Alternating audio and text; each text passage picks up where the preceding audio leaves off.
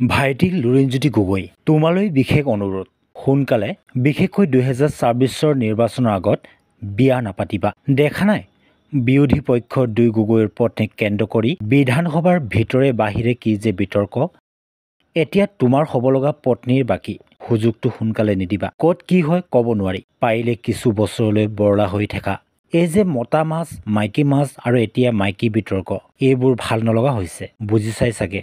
ইছমাইল হুছেইন। এই বিষয়ত একো ক'ব নোখোজোঁ, কাৰণ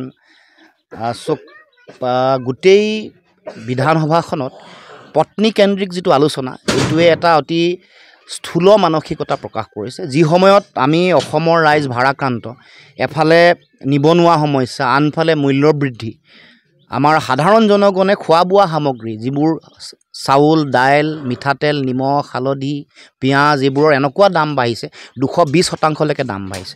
ঘৰ বন্ধা সামগ্ৰী, কৰ কাটল বঢ়াই দিছে, মাটিৰ খাজানা 5 গুণ বাঢ়িলে, আৰু মিউনিচিপালিটি টেক্স বাঢ়িছে, 1.5 লাখ কোটি টকা চৰকাৰখন ধাৰুৱা।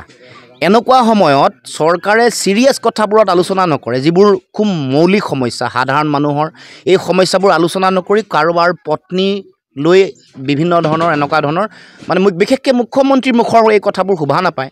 আৰু মুখ্যমন্ত্ৰীয়ে পতা জালখনত যাতে আনেও ভৰি নিদিয়ে, তাৰ কাৰণে মই আহ্বান জনাইছোঁ। মুখ্যমন্ত্ৰীয়ে নিজৰ ব্যৰ্থতা ঢাকিবৰ কাৰণে, নিজৰ দুৰ্বলতা ঢাকিবৰ কাৰণে, ইছ্যু ডাইভাৰ্ট কৰিবৰ কাৰণে এনেকুৱা ধৰণৰ বিভিন্ন বিষয় আনিছে।